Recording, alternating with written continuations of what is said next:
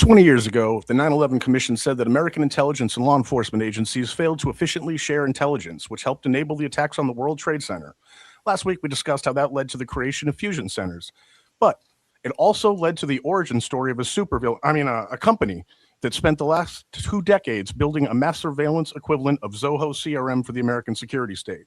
Now, calling them a supervillain sounds like a bit, except they name themselves Palantir after the magical orbs in Lord of the Rings that corrupt their users and drive them insane. So the supervillain framing isn't mine, it's theirs. I'm just pointing it out. I'm Chris Miller, and this is Hide and Speak, the weekly live stream about privacy and free speech.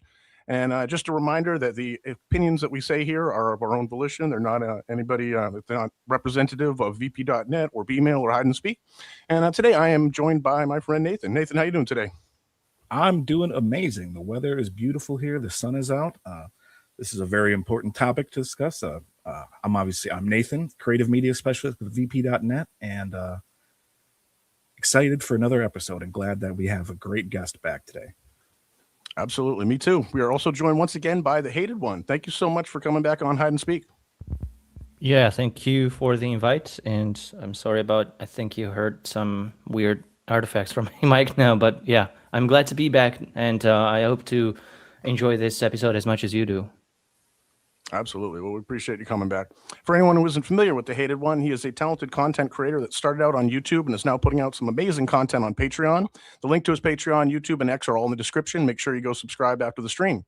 And tonight on Hide and Speak, the hated one is back to walk us through what Palantir actually does, who voted for it, and what's left of the Constitution once one federal company becomes the seam between every federal database that the government owns. So we do just want to take a minute here to thank vp.net and bmail, which make this all possible. Now, if you want to support the show, the best way to do that is to sign up for vp.net and bmail, which also happens to be like the best possible way to keep yourself safe online. So we have a quick video to watch real quick here. Imagine you want to contact your friend. You got to send them something in the mail, the normal snail mail, if anybody still uses that. So one option, which is like regular email, is just a postcard. So you send that, and anybody who sees this thing along the way, they know who you are. They know who the person who's receiving it is. They know what day and time you sent it, or at least when it was post-stamped. They know your address, and they know the content of the message, and they know the person's address. So they got everything. They got all the information they could possibly want. So the next option would be like some of these other encrypted email providers that don't encrypt the metadata, like Proton, for example. That's sort of like having a postcard where the message is invisible. Maybe that's in a secret code, so nobody along the way can see the message, but they can still see the sender, they still see the receiver, they see which city it was sent from, they see your address, they see the receiver's address. More than enough information in a lot of cases to figure out what's going on right there. And again, like the subject line, that's like on the the front of it says like, greetings from Hawaii. It's like, okay, well, now this person's in Hawaii now. And that's kind of like having the subject line visible. So then bmail is like, you take a letter and you put it inside a safe and you seal that safe with a digital code, and you ship the safe to the person, and he is the only other person in the entire world that knows what that code is. That's how bmail is. So anybody along the way, good luck. Like, you're not getting inside. This is a safe. That's kind of how bmail works. It's basically a vault, and the only people who have the code are you and the person that you're sending it to.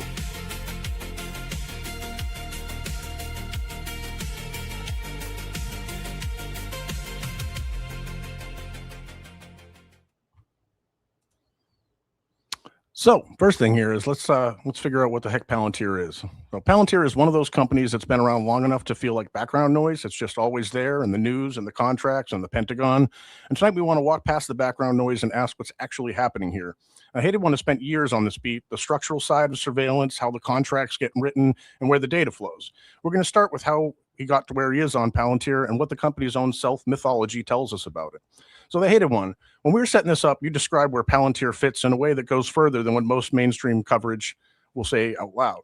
Walk us through how you got there. What specifically tipped you from this is bad to where you ended up today? Well, how much time do we have? As much as you need. 2 hours. Well, I haven't really dedicated that much time to Palantir, and much of my attention has been really focused on the bigger picture, because I never believed in some kind of a theory where one company or one group of people is somehow clandestine and clever enough to be controlling all of it. And I don't think that Palantir is any of this. So I thought that it's just part of this broader, bigger picture of this mass surveillance state that's just continuously happening, and it's supported in a bipartisan way in the United States and also throughout the world. But something about the existence of Palantir being a company as it is and named in such a weird way really bugged me the wrong way, and I wanted to figure out what its position was in this bigger picture. And then it came to my realization quite recently, is that the intelligence community and this entire surveillance state has always been looking for a final solution to the surveillance question or the surveillance problem, where you have too much data and you cannot accept analysts to reasonably go through all of it and understand it. One of the points that Snowden made back in 2013 and 14, when he was making the headlines throughout the NSA leaks, was that the intelligence community is collecting just way too much data for that to be useful for any kind of safety or security purposes, because you're just flooded by the sea of information. Now, at the time, there was no real proliferation of advanced AI models that will be able to help analysts to do this. And you didn't really have this backend and front end unification that would help analysts to go through that vast information. The only tool that they had at the time was something called X-Keyscore. And that tool was dubbed the Google of the NSA, which was, you had this massive database on everybody's private information. So it's not just what you can publicly search. And you can look up any kind of data point you want. It could be an email address, an IP address, anyone's name, and of course, all of their contacts, their friends, and you can look up their information and everything that the NSA has. But this is still a lot of manual work, because it means that you have to find the patterns yourself as an analyst. But then I think Palantir came in, and Palantir, I think, has been in this business all along, and this is the end game that we're going for, was that they wanted to fill up this vacuous market that maybe did not exist at the time, but there was a demand for it, where it really stepped in as one of the first, if not the first company, to be able to build these new products for the surveillance state, where they were able to bridge the gap between the backend, the vast the vast amounts of data on everybody, and build it into these beautiful tools that they can put into ICE agents' phones, individual agents, and they can just hold their phone in their hand and point the camera on that phone on a citizen's face or anyone's face. And based off the facial recognition that exists in the phone that's enabled in the app, they will be able to pull up information on that individual. They can do that not just to that person, they can do that to other pictures of that person. They can also do that to their license plates. They can do that to other things, also things that are not people. They could do that to locations as well. And Palantir has been, I think, uniquely positioned to build up these profound and game-changing tools that really put that application layer on top of the surveillance state that the NSA has been building throughout the decades. And that application layer, we are now starting to see that, because we see the ICE agents in the streets. We see them brutalizing people over the immigration enforcement. But what we don't see is what's happening on ICE agents' phones. And the only glimpse that we get into that is through some investigative reporting from the New York Times, The Intercept, and others, and from some admissions, actually, from executives working at Palantir, including Alex Karp. And this is now coming together, where the role of Palantir is truly putting the surveillance state that Edward Snowden has warned us about like 13 years ago on steroids. And it's now this is beyond dystopian. We are at the level where literally like a police officer could have this massive surveillance tool that does predictive policing, analysis, pattern recognition, and they have it in this beautiful UI interface on their phone, always connected obviously to the cloud, and being able to navigate their day-to-day police enforcement and investigative situations and cases. So I think we have never seen and never been in a situation like we are today. This is truly cyberpunk, but without any of the holographic, scenes. Just the bad parts. Yeah, that's wild. Well, Palantir is named after the Tolkien Seeing Stones that get corrupted by Sauron. Karp picked that name himself. How seriously should we read the company's own self-mythology? That's a question for me. Yeah, I would say I'm a huge fan of the Lord of the Rings trilogy. I've read it when I was much younger. I think we all. Yeah.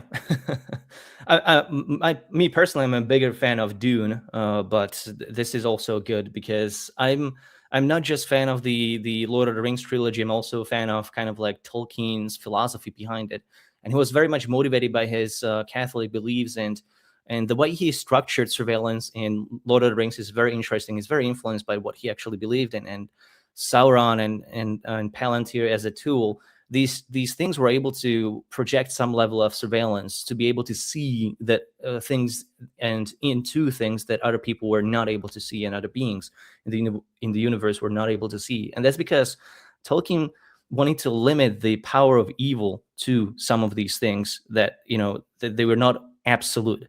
So I think what Palantir maybe is trying to project here, the company, is that they're trying to project that if they understand the story, they should understand that their power is limited, because in Tolkien's understanding of that power, only God would have the unlimited, omnipotent, absolute power, and they would always be.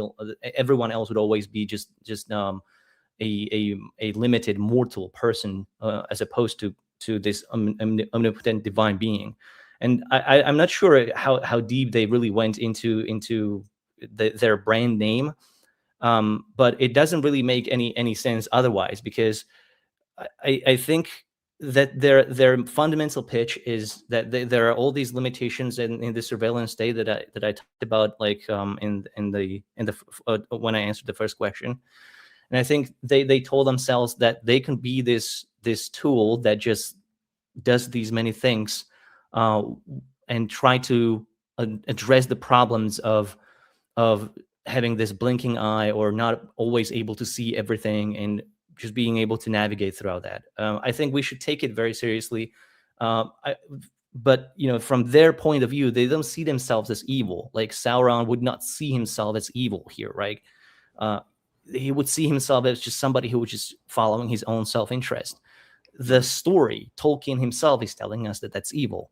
And I think we should take that very seriously. I think there are other stories that describe the ambitions and motivations of evil people better than the Lord of the Rings. But I think the issue here is when you have people like Peter Thiel or Alex Karp and all these others fundamentally identify themselves with the villains, I think that really speaks for how they view others, and how they view others is as assets to own or control, or territories to conquer and divide and just have rule over.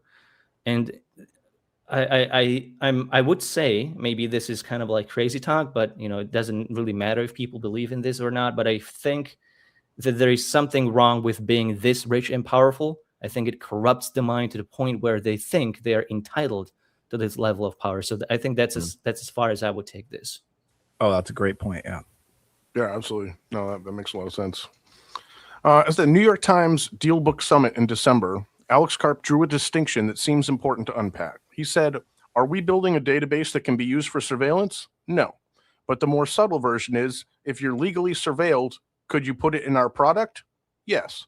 In other words, Foundry itself isn't a surveillance tool, but it can store and analyze surveillance data," which you were talking about. Which part of that distinction do you think is genuinely meaningful, and which part breaks down once you look at how Foundry actually operates in practice? There is no meaningful distinction. First of all, there is no settlement in the debate for whether any of this surveillance is legal or not. You have the debate between the spirit of the law and the letter of the law, and how the the founding fathers actually meant the Fourth Amendment to be interpreted, and if they were even able to foresee this kind of advancement in technologies, and maybe they would react differently if they were able to see what was going to happen in our time. But I've talked about this with Naomi Brockwell about this unlawful surveillance, and the government should not be doing unreasonable search and seizure, but then they gave themselves this loophole about the third-party doctrine, which means that if you have any kind of intermediary handling your communications, then you have no reasonable expectation of privacy, because you're giving that company your data. So the government can just go to that company and say, give us all of your customer records, give us all of your business records. And they say it's no longer your data, it's the business's data, or it's the company's data. So the government just gets it. Then there is this new loophole through the data broker industry, where the government says, oh, we are not like spying on your data, we are just purchasing it from data brokers. And that's where I think Palantir fits very well, because Palantir is really tying all of this together, the circle of the data-driven industry, where you have a company that develops a software development kit, which is this thing that other developers can use to monetize their app and have other features. But for this instance, to monetize their app. So as a user, you can install a gaming app, or a weather app, or a Muslim prayer app, or any kind of meditation app. Even period trackers and fitness trackers are there. And these fitness trackers will have this clandestine SDK in there that no user would ever know about. It's just there, it's proprietary software, so you would never know. And the SDK is just collecting your location and giving it to some kind of third-party developer, third-party company. And that company collects that information, because they will then sell it to this defense contractor who is building this new tool called Locate X or something else, could be whatever now. And that tool is collecting location data from hundreds of millions of users of these apps and games. And they're building these predictive policing tools and all of that. And then Palantir comes in and has this expertise to build these tools, these apps, and build this AI and their Foundry and AI platform that just uses all of that data. And when he says that, oh, well, it's not like we don't do the surveillance. Well, the surveillance has already been done, and it's being done. They're working on the data. They're processing it. They're analyzing it. They're making new products out of everyone's privacy.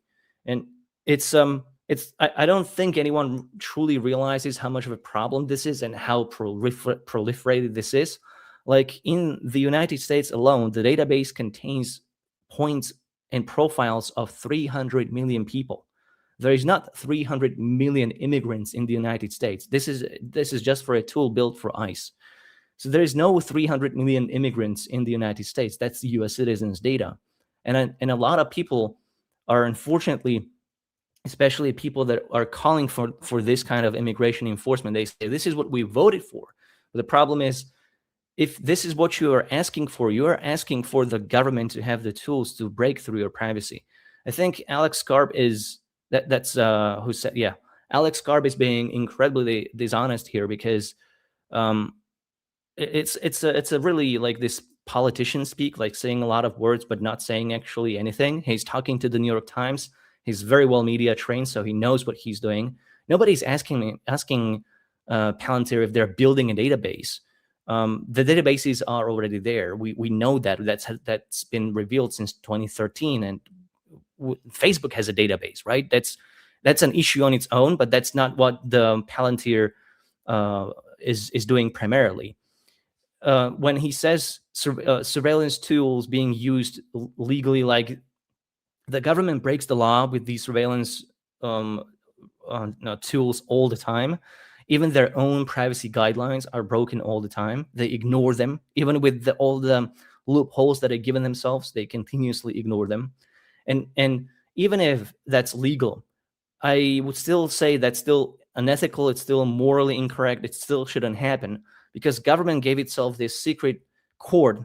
It's FISA. It's quite well known, but the court is secret, meaning that the court only hears from one side, the government side, and its rulings are acting as a precedence for the intelligence community. So they're essentially creating secret laws for the intelligence community to give themselves new ways to just bypass constitutional protections for people's privacy.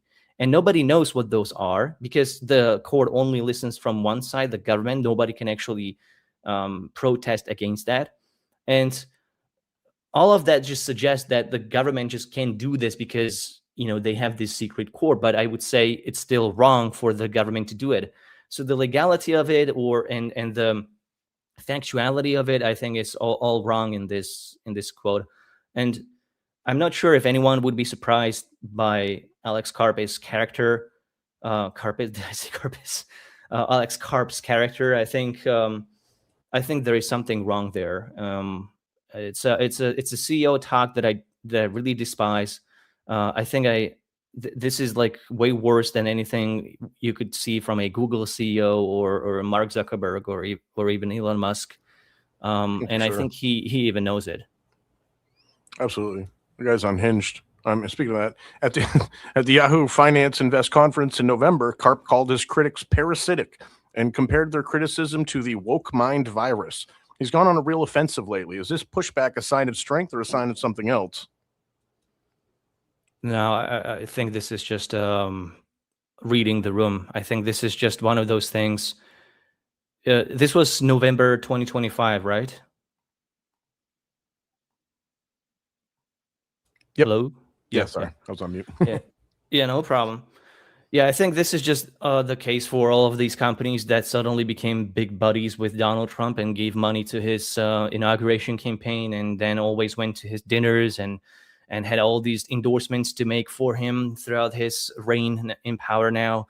And that all of that happened after they were spending years of their time going out of the way to make sure to tell everybody that Trump is this deranged individual that cannot be trusted to rule the government, and he's a potential Hitler or something like that. So I think what Karp is doing is I don't think he believes in anything he says here. I don't think he is a conservative. I don't think he's a liberal either.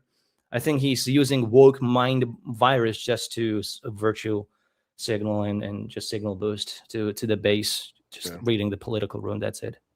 Absolutely. I think whatever he says is just whatever he thinks is going to get the most money on contracts for them, and the most leniency. It's also placating Trump too, because that's what Trump wants to hear today. So that's what he will say. Yep, exactly. The next one, you already alluded to this. On March 20, 2025, Donald Trump signed Executive Order 14243. The title is Stopping Waste, Fraud, and Abuse by Eliminating Information Silos. It is, hang on a sec. Got 2 pages of bureaucratic language. The mechanism buried in the boilerplate requires agency heads to grant designated federal officials unfettered access to unclassified records across the federal government. Agency heads shall take all necessary steps to ensure the federal government has unfettered access to comprehensive data from all state programs that receive federal funding, including, as appropriate, data generated by those programs but maintained in third-party databases. Now, you've been tracking how this executive order became a contract and then actual deployment. The order is the authorization. So the next question is what the authorization looks like once the engineers start building. So that executive order titled, we already went through the title, 2 pages. What does the authorization actually look like in practice once the lawyers stop reading and the engineers start building?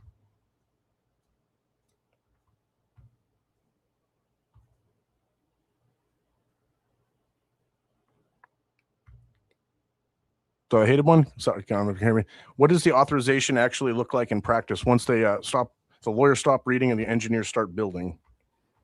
Yeah, sorry about that. I actually forgot to unmute myself. Yeah, I was going to say that I think we saw some of this in the streets already, and I've alluded to how this looks like in practice. I think the best showcase of this has really been a high-profile case throughout the U.S., but I think it's not the only one. The Department of Homeland Security and the deployment of ICE agents into the streets, we see them holding phones at all times. I think that's what's happening there. I would be a lot more worried about how that's going to look like with the IRS, because like you can harass a lot of people. You know, you can politicize the power of the IRS is what I mean. It's not like this is just some unbiased. Like none of these institutions are unbiased, or government agencies have like no political bias. Like that's not true. So any of this can be used for political purposes. And like DHS, for instance, they're using the powers that they have for supposed immigration enforcement that then go to U.S. citizens, follow them to their homes, and then tell them, "We know where you live. Don't come back to protest whatever we are doing." And they're doing this to all these. What do they call themselves? Some kind of observers, like constitutional observers or something like that, right? So they're in the streets, and they're trying to exercise their rights to just legally observe and document what the police officers are doing in public. But then the ICE agents are trying to use the very same tools that are only supposed to use against immigrants, as if that wasn't bad enough, but they're only supposed to use that against that, not citizens. And then they go after the citizens. I am going to say that this could be used for some genuinely good things. Like, let's say we could have this for some kind of contact tracing when we have another pandemic. You could have this in case of some major disaster through hurricanes or wildfires that are going to be more frequent now. And this could actually be used for good things. This could be deployed to people's phones in a way that can actually help find them and find others. But that's not what's really happening here. I think what we see is mostly application for power, for the administration to just flex its muscle and intimidate the critics, intimidate the people, make people be more fearful to go into the streets. I think we see that before we see any kind of tools to help protect people that actually need it in case of emergency or crisis. I hope I answered that question right, but if not, let me know. Oh, no, absolutely. I think you're spot on right there. So Foundry is now reportedly deployed at everything, but to break down what we know of is DHS, HHS, FDA, CDC, NIH, and IRS, as you mentioned. Pick the one that worries you the most and tell us why. The one that worries me the most is the one that's not here. It would be, I'm very worried about Palantir's deployment abroad, but we can talk about some other time if you want to. For me, the deployment there is really the most troubling, because the authority to just exercise any kind of kinetic force against the population in the Middle East, that's really something that goes without any kind of public scrutiny. There is a lot of this is just secret, or it's just not revealed to the public. So I know that this is mostly for the U.S. audience, and it's hard for people to look at the suffering of others when they are not necessarily going to be able to do anything about that, or not necessarily see the consequences of that. But Palantir has been actively deployed in those battle zones where people have died, thanks to the tools that Palantir has built and sold to the Israeli government, for instance. But if we speak just for the domestic issues, then when it comes to the politicization of the Department of Homeland Security and IRS, I think that's where I would worry the most, because you can really go after people and make their lives miserable by harassing them with police, always looking for excuses for swatting them, for just being present, for harassing them when they're driving down the street. That's been happening to U.S. citizens also. And obviously with the IRS, you can do that too. Audits them, just audits alone are just a nightmare, and they're incredibly stressful. Not to mention that, they could really weaponize all kinds of mistakes and all the things. So for now, IRS has been mostly nice, but it could change at any moment, because none of these agencies are truly independent. I would worry most about the DHS and IRS. Although you mentioned CDC and NIH, I think the only thing that they would probably do that's truly bad is when there is any kind of new pandemic, they would say that they need to have martial law or some kind of extraordinary measure built into place where this kind of surveillance will be mandated. And people worry about some kind of apps being pre-installed into their devices and having that there. But I think this kind of external surveillance and enforcement of that through force and violence by the state, I think that's going to be a lot a lot harder to actually navigate and survive even. Yeah, no, absolutely, that makes sense. Yeah, no, it's alarming because they, like you said, they have their tentacles into every facet of life essentially. So like if they pick somebody as a target, they can have this like 360 approach and mess with every part of your life essentially, coming from every angle. So like, having that sort of connection to every branch of government is really kind of horrifying, and also to every type of information that matters. Like you said, if they really want to, they could know where a person is all the time. You know what I mean? And that's just a horrifying thing to think about. It is 100% the case that And that then they can do this. and then doesn't that also then just give them the ability to just fabricate this information and say, Yeah, oh, this is somebody we don't like, we're going to say they were here at this time and they are a terrorist. for sure. Absolutely. How do you think that that could be possible? Well, with AI they could probably create anything these days, because they could They just could, yeah. say, they could fake the information and say your phone was at this location where there was some riot or something that happened, and say, well, you were there, so you must have been a part of it. And they could just completely fabricate that.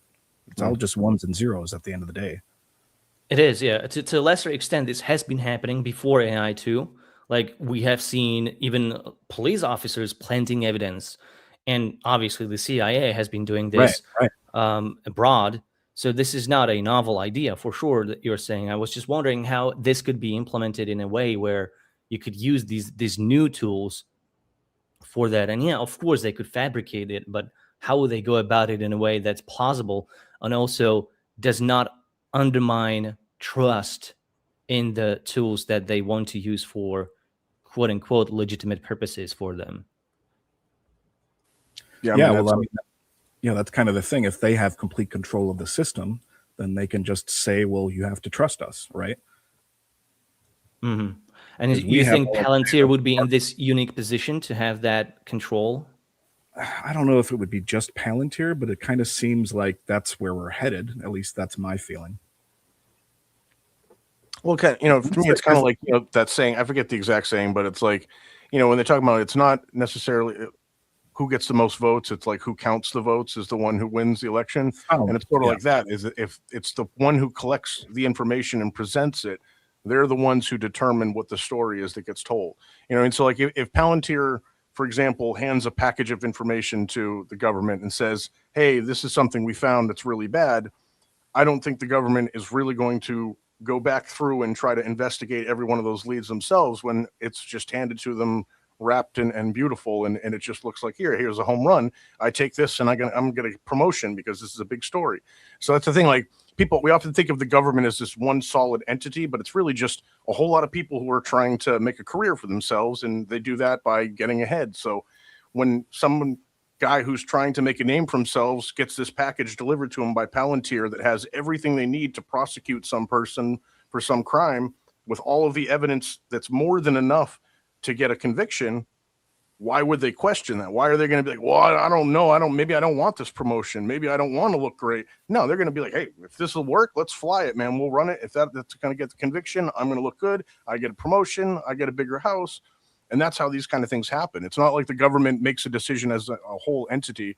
It's usually just one dude who's trying to get a promotion. You know what I mean? And I think that if Palantir, because they have the access to this much information, if they wanted to fabricate and put together evidence for something, I think it's possible. I don't think there's any evidence to suggest that they've done that already. You know what I mean? I don't think it's impossible, but I haven't seen anything that makes me think this has already happened.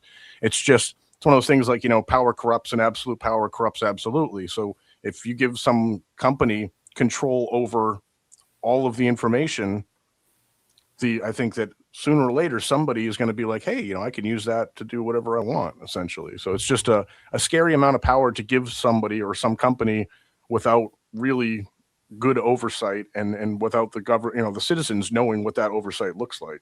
Oh, you stole my line. I was going to say the same thing. Absolute power corrupts absolute. At the end of the day, these are just human beings working in an office at Palantir, right? So, and human beings make mistakes. They have emotions. So I'm not trying to say that Palantir is definitely doing this right now, but it's a possibility, right?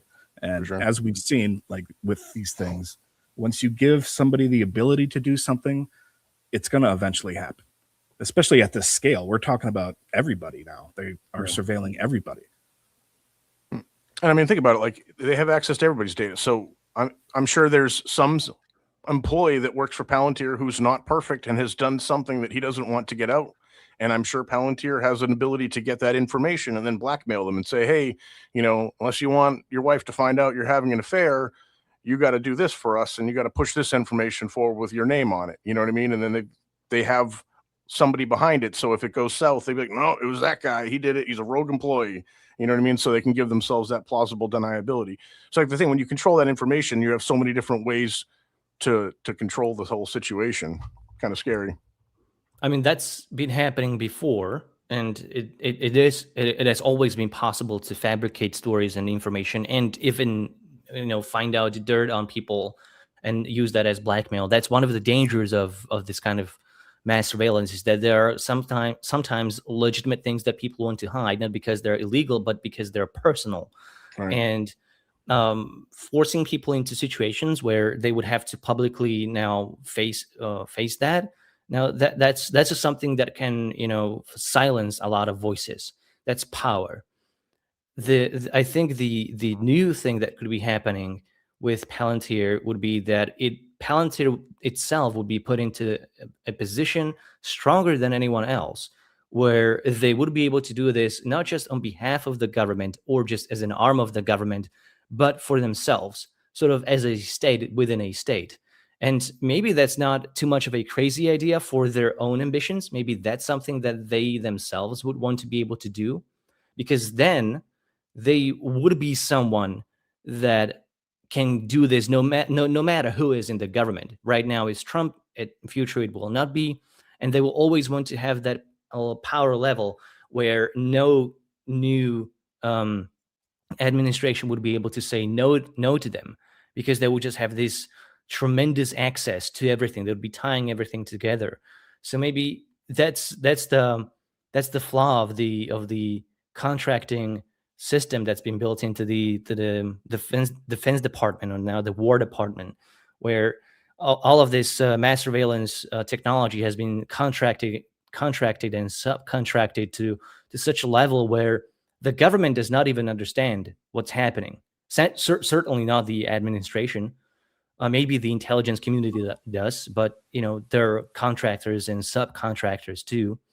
So I think maybe Palantir may be in a position, or is trying to get itself into the position, where there will be some kind of an overseer that knows all of this, that ties together all of these different contractors and subcontractors, and they are the only ones that can pull all the levers. Maybe some others can pull a few other levers too, but Palantir could have all of them. Maybe that's where that's what we're trying to do, because it makes perfect sense business wise too, because it just elevates their shareholder value to the point where they become an undeniable company. They would be too big to fail, so they will always have an upward pressure on the share price, which is just infinite money glitch. So maybe that's what they are indeed going for. Maybe they're not there now, but they could be definitely going for this. It makes business sense for them. Yeah, no, that makes sense. Absolutely. It's funny, Trump, likes to talk about rooting out the deep state, but he's essentially allowing Palantir to build a private deep state in the middle of our country with, I'm sure, he believes that he can control that and use that for his own good. But, once, like I said, the power corrupts. So once they're in that position, like, you don't really necessarily have the ability to control that. Like you said, when it becomes too big to fail and it's so embedded into our economy, into our entire government systems, that then we have to look the other way when they do terrible things, because to let them fail means a huge hit for America. So it's a really, really dangerous position to put a private company with that sort of power embedded into all of these different organizations. So, like, civil liberties exist on paper through the Privacy Act, the Fourth Amendment, and agency-specific statutes. Walk us through which of those guardrails an interagency mega database actually has to clear and which it can get around. Huh.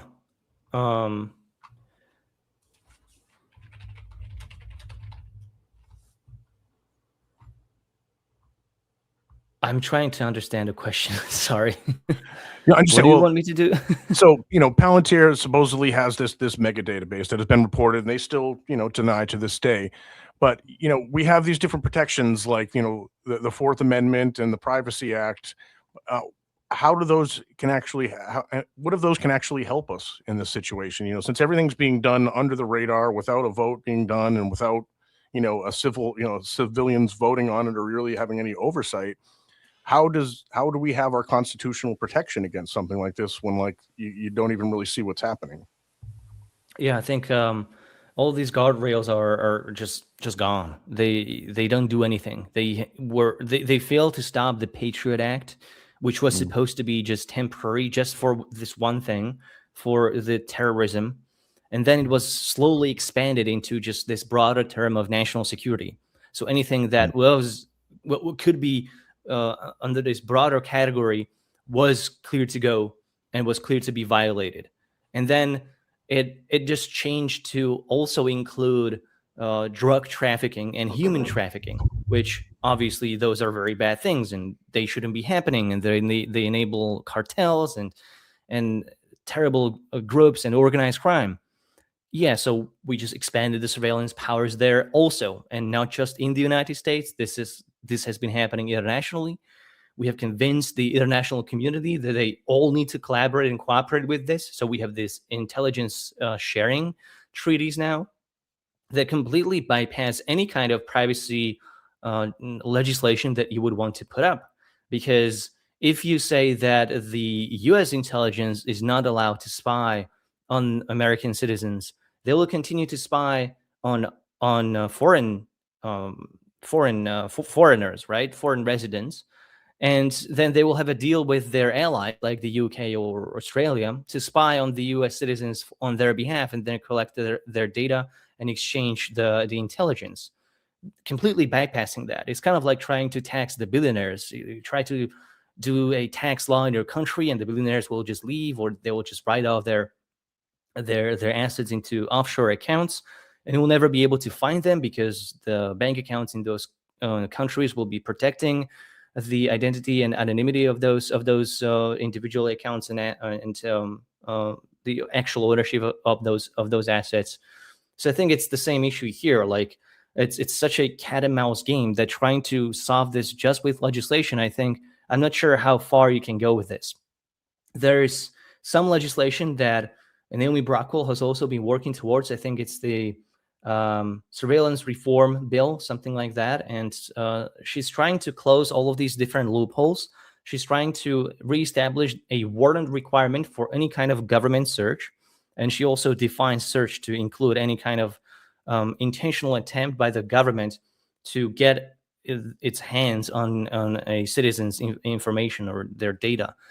And she wants to close the data broker purchasing loophole and all these other ways that the government just tries to get there.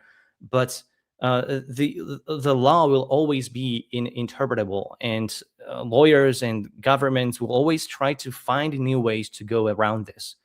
And I'm not sure what platform are we on. This is on YouTube, right? Yeah. Yeah. Yeah. So at some point, it has to come to a question like, what's the point of the social contract? Because the laws are failing us. The Fourth Amendment has not been enough, and people just keep going. They keep paying their taxes, and pedophiles keep raping children in the Epstein Islands, and then nothing happens. I think at some point it has to come to a place where people just say enough is enough. This has been going on for way too long. We have been supporting this with our taxes for way too long. We have to stop this, and we'll no longer be paying for this. And unless that happens, I don't think we can reasonably expect any kind of change, because the government has a monopoly on violence. We have accepted this to be a thing because we thought that under the social contract we would get some kind of safety, but we are not getting any more safe or better off, or we don't have any more convenience either. We just have this tremendously powerful Machiavellian monster that cannot be stopped, that always asks for more, and it never stops growing either. So it just has more powers, both physically and in legal theories, and it becomes really even unthinkable to imagine that you could have some kind of a reform without at least a general strike, if not an outright, civil disobedience or some kind of an act of rebellion. So that's what I was asking for, what kind of platform we are on, because this is such a dirty speak to say that we should oppose the government with such force, but really, all these Second Amendment people out there, they are always so worried about the government taking away their guns. But what about all the other rights? The government can take away literally every other right. Right. For as long as they just don't touch your guns, you're okay with that. And I don't know, like, I don't think it has to come to violence. I'm not calling for any kind of violence at all.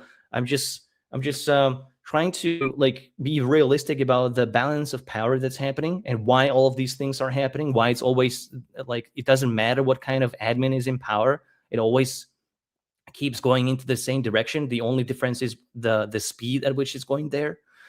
So I think people just have to stop doing what they're doing and at least do some kind of a general strike, because I have given up on legislature. Although I would say we always need to participate in that, always participate in electoral politics, always focus on local politics first, try to change the politics in your city. You can change the laws. For instance, you can try to try to get your city to ban facial recognition. That'll be huge, because facial recognition is actually massive for Palantir. Yes. And, for ICE also. You can also, like, they're now trying to bypass facial recognition by doing all kinds of biometric recognition.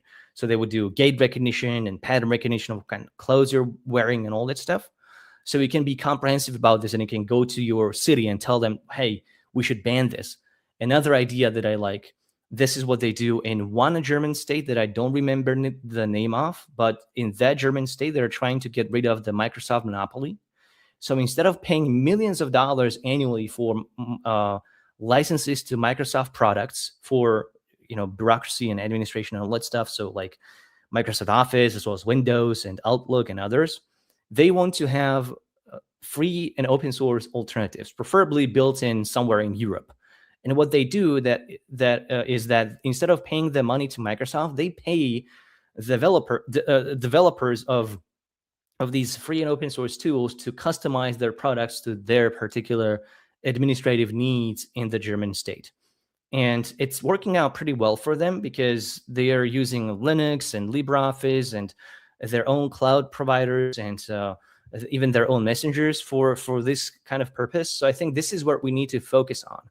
I think getting federal change enacted will be very hard. I think getting this local change from the city to the state, I think that's more realistic. And I think people like us, like in this community, people that are privacy advocates, we should really learn from vegans, because vegans are really good at being obnoxious and just unstoppable. And that's like, they have their own morality and their own arguments, and it works for them. And it should work for us too. We should ruin parties based on the surveillance state that's happening, and we should suggest solutions like vegans have no qualms about shaming meat eaters for eating meat. Like, we should have no qualms about shaming people for using this kind of proprietary technology and using Microsoft products as well as Apple and Amazon. We should use everything in our disposal to enact this kind of like anarchic empowerment of the individual. And there is just so much we can do on the level of the individual. It's not enough. It's just one person. But if it's a lot of people, if it's a city, then you can liberate your city from the powers of Palantir by banning these things. And that way, Palantir would have no way inside, and at least you can build up some kind of safe havens there. So that'll be a good start to at least get the adoption. And then my hope is that once we get the adoption, adoption at the level of some big cities, like maybe LA or even New York City, then you have, like, you're talking about tens of millions of people they'll be exposed to like new ways of dealing with technology, being free software, being open source, being privacy preserving, and having all these liberties with it. And that's something that can I think fundamentally change the balance of power. That's when we can actually start seeing like the year of the Linux desktop and the proliferation of Graphene OS, and having people being completely familiar with maybe some OPSEC, um, tips and best advice, and using Signal or other encrypted app, and not trusting not just the government but also corporations with their data. So I think it's a very holistic approach.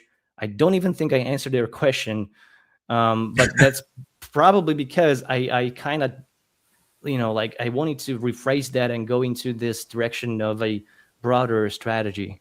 But I hope it was some kind of use. Yeah, Well, no, that was absolutely. great. Yeah, Yeah, I mean, absolutely. I agree 100% with pretty much everything you said right there. And that's kind of the game that they play, right? Is they use this lawyer speak, for lack of a better term, to skirt around the Constitution. And they say, "Oh, we're not surveilling, we're not illegally seizing anything, or we're just buying data. It's just some data, right?" So they use these terms and they just convolute and confuse the vocabulary, so people don't really understand what's going on. And that's why it's so important for us to be talking about this today. Yeah, absolutely. I think it's interesting. You mentioned that nothing's going to get done until maybe we all stand up and say we're not going to pay our taxes anymore. And I actually hear more and more people saying stuff like that over the last few years. And I think it's interesting that amongst that, all of a sudden you have Trump trying to look at ways for the government to make money without needing tax money from people. He's like talking about getting rid of the IRS and trying to do everything through tariffs. And isn't that interesting that like he's looking for ways to get rid of our last like real big bargaining chip that we have as civilians, which is that we pay the bills for everything. But it's actively looking for a way to get rid of that. And then what do we have left after that? You know what I mean? Other than like say the guns. And on that issue, like you say, the Second Amendment people always have the same argument that as soon as we give up the guns, then we're going to lose all our other rights. I'm like, but what does that mean? Because meanwhile they're just taking all of the other rights, and you're all just sitting there like, yeah, but don't come for the guns. Like, so no one's actually defending any rights. And again, I'm not saying that we should have a civil war and get violent, but it's just the things that people are saying and the things that people are actually doing don't really line up all that well when it comes to a lot of this stuff, which is very strange. Well, here's a topic that you alluded to before that's definitely a big topic that people are talking about.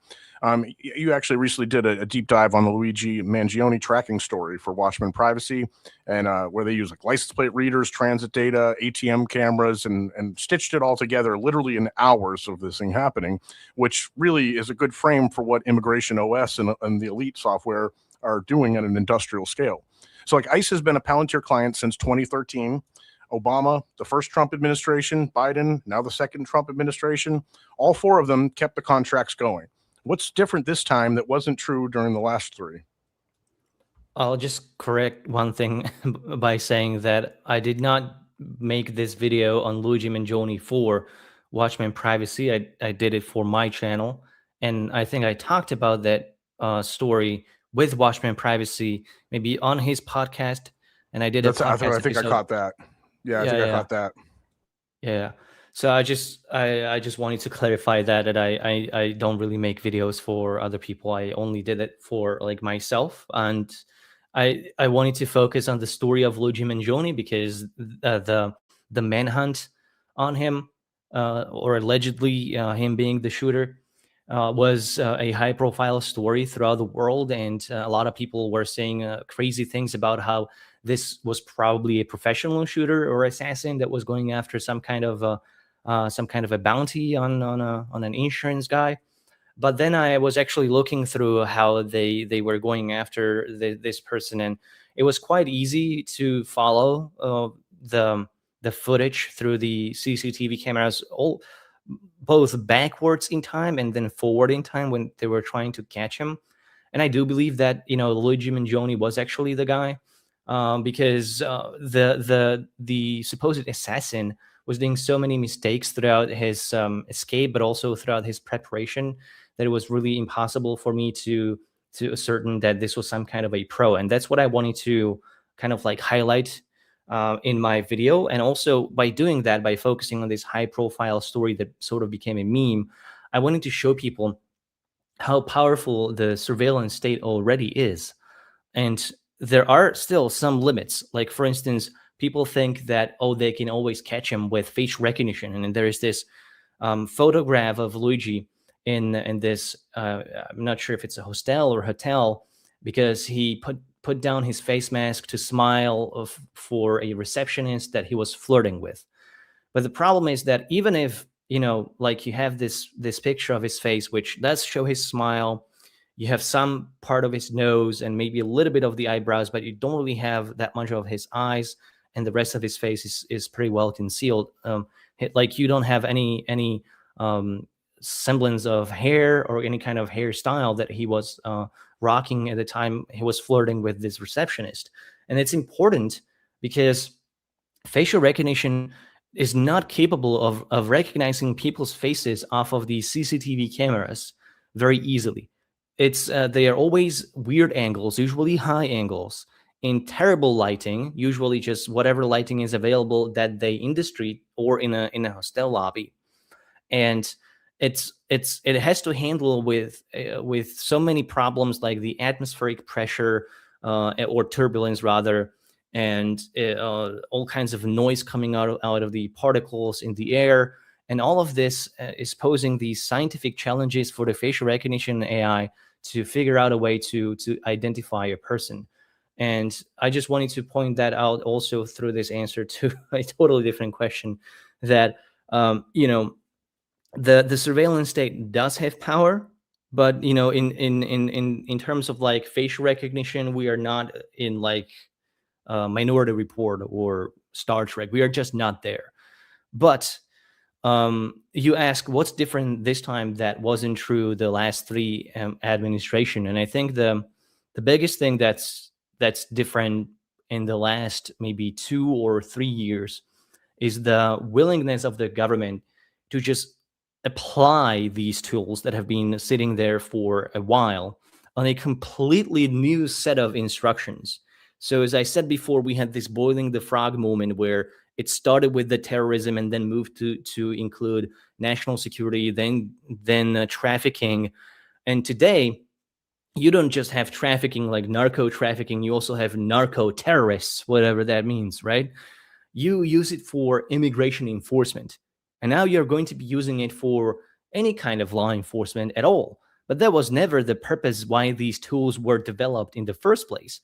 Back in 2013, when Obama had to actually face the Snowden leaks and the NSA revelations, he was saying, nobody's listening to your telephone calls.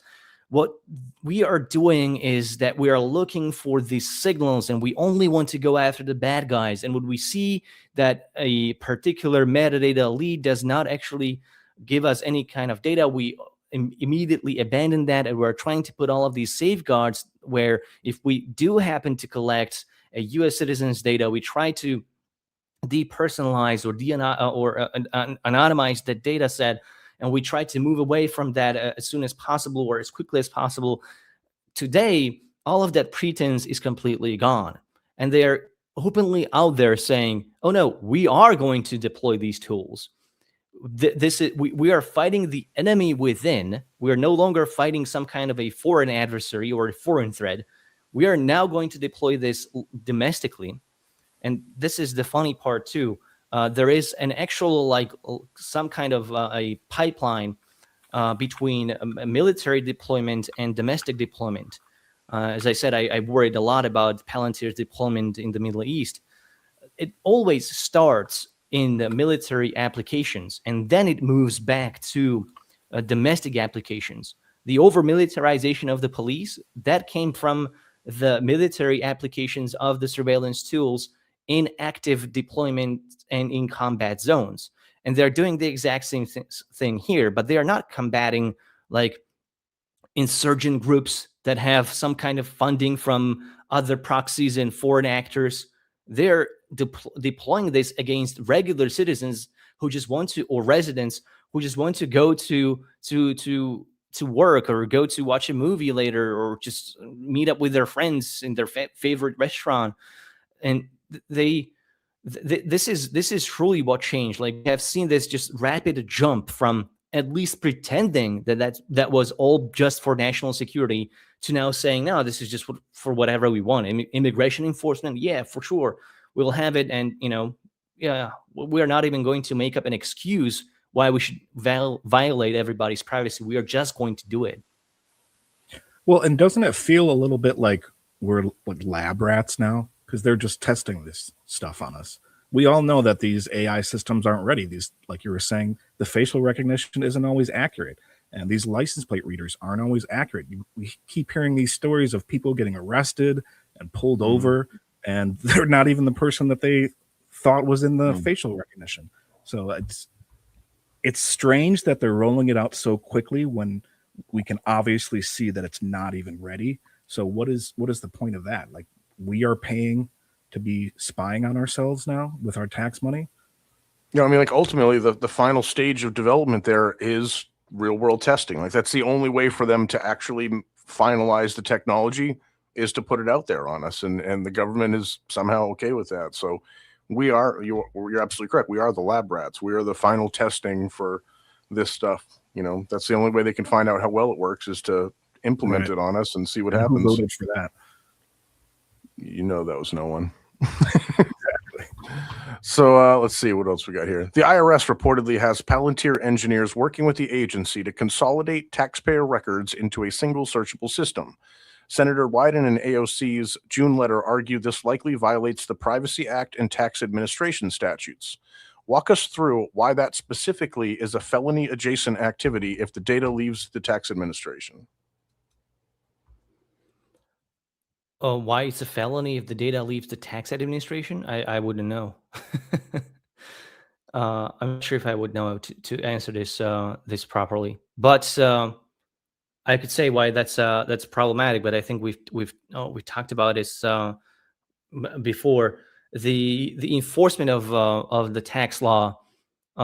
There's this pretense that it's unbiased, and it's just it's supposed to just go after people that are cheating on their taxes. But the issue with that is, the power of audit itself is just incredibly intimidating on people, and most people do not have access to expert advisors to set up infrastructures for them to make sure that everything is according to the best practice and best guidelines, while also minimizing their burden.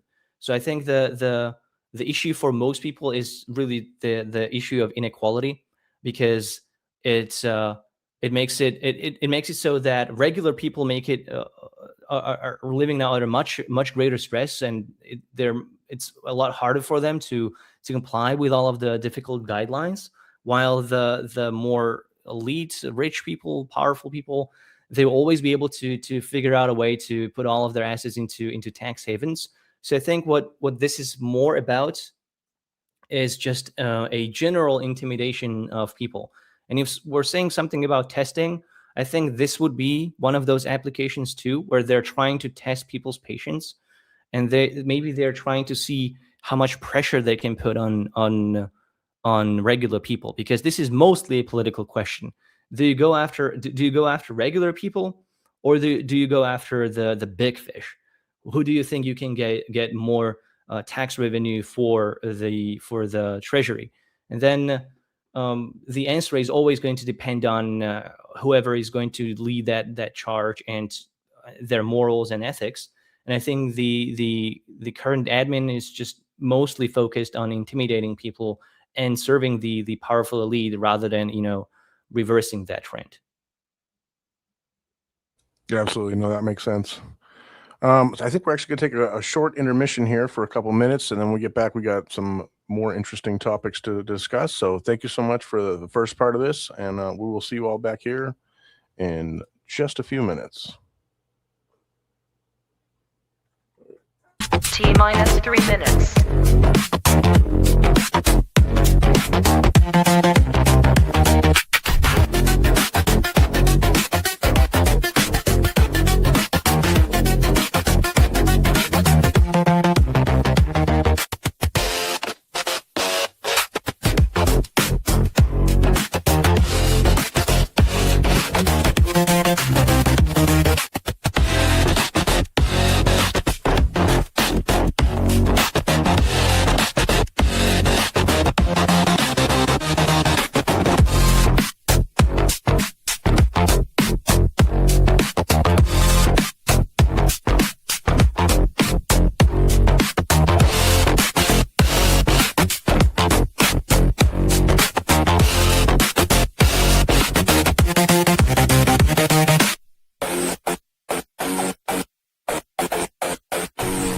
T-minus 2 minutes.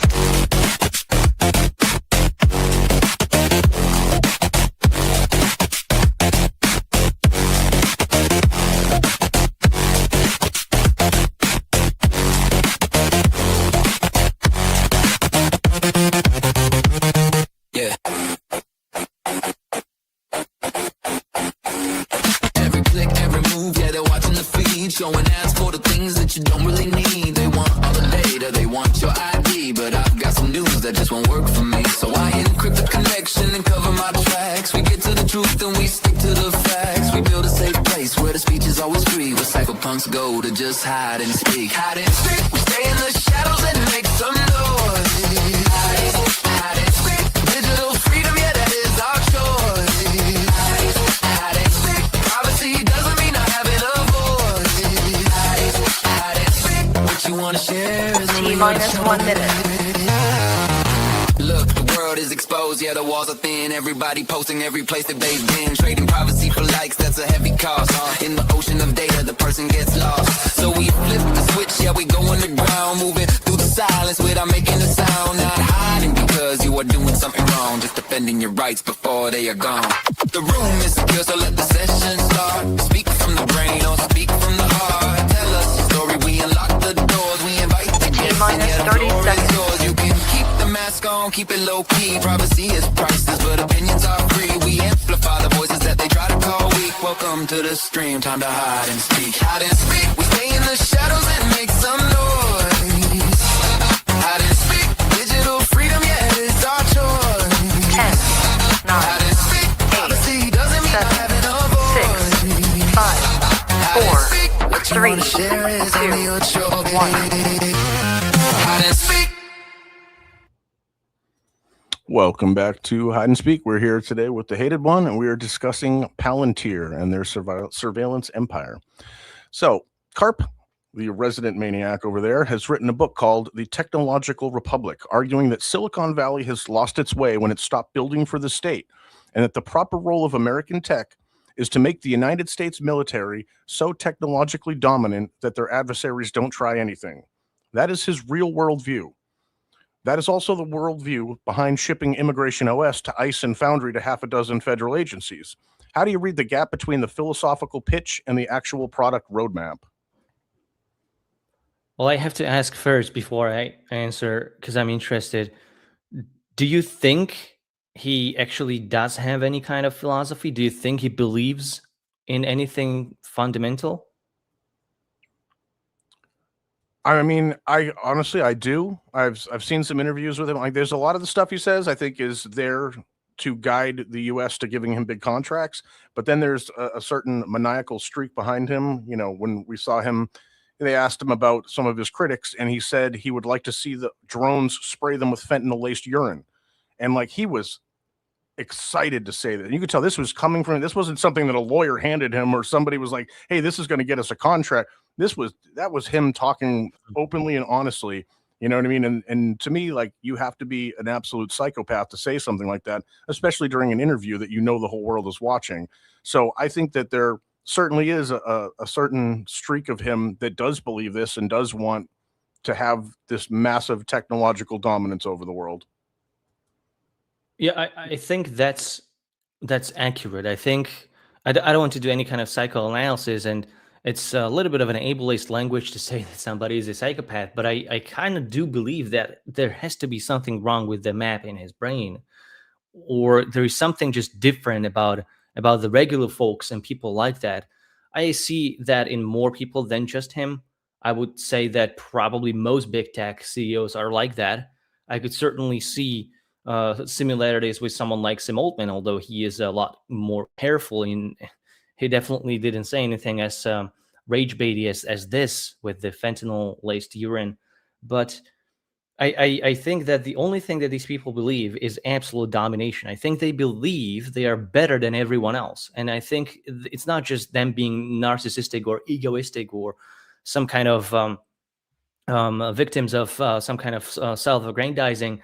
I think they really want others to submit. I think they are descendants of dictators and autocrats and just tyrants. And I don't think they would take this as any kind of critique. I think they would take it as compliment. And I know about his book. I'm not sure if he truly wrote everything that he said in there, but I think what unites these incredibly rich CEOs and billionaires is their shared understanding that they think they deserve this. They think they deserve what they have, and they think that others, the less fortunate ones, also deserve what they get. So for them, having their own company literally kill people in the streets of Gaza, for them that's just doing business as usual. That's how it should be. Capitalism is the way to go. They are winning the game in that, and everyone else is just taking their own lot. And that's very dangerous, of course, but yeah, I think it tracks generally. But if I don't think there is anything unique about Palantir or Carp in this particular case, because if we didn't have Carp and Palantir, it would be some other company that would need to fulfill the very same role. So I think the broader systemic problem is somewhere else, not just in an individual that's somehow wrong. And if we had a better CEO, then we would have some kind of woke or better Palantir. I don't think that's really the case. Yeah, no, that's very astute. Like you're right. People focus on the individuals a lot of times, but you're right that if it wasn't Carp, it would be somebody else. And to believe that somebody else is going to give us a more ethical way of violating our privacy is just kind of short-sighted. You know, I don't think there is a good way to do this that everybody's going to be happy with. Yeah, and that's kind of what we see in everything too, even in politics. The president is the face, right? It's the CEO. Carp is just the face of the company. It's going to do what it's going to do, regardless of what most any of us normal people want. And you know, it's nice to have a face to blame, so we can blame Carp for all of Palantir's problems. But it's not Carp that is the problem. I mean, he's probably a problem, but it would be, as you say, a problem with any other CEO that comes in. Yeah, it's one thing I will say that is refreshing about Elon Musk is that, you know, he's out very upfront about the AI thing. He's like, this is super dangerous, and whoever does this might end up taking over the world, and we should all really hit the brakes. But since nobody's hitting the brakes, I'm going to do it too, because I think we're better off if somebody like me does it than if, you know, one of our enemies does it. So, I mean, he's like saying straight up, what we're doing is super dangerous, but like, you know, who do you want in charge of that super dangerous thing, basically? So I at least appreciate the fact that he's admitting that it's all kind of insane. But so here we're going to go even off the deep end even more. So Peter Thiel has spent the last year doing a public lecture series arguing that the Antichrist and one world government are actual threats. Meanwhile, his company is building the data backbone for federated government surveillance across half a dozen U.S. agencies. Is that a contradiction? Is it cover, or is it something stranger? I'm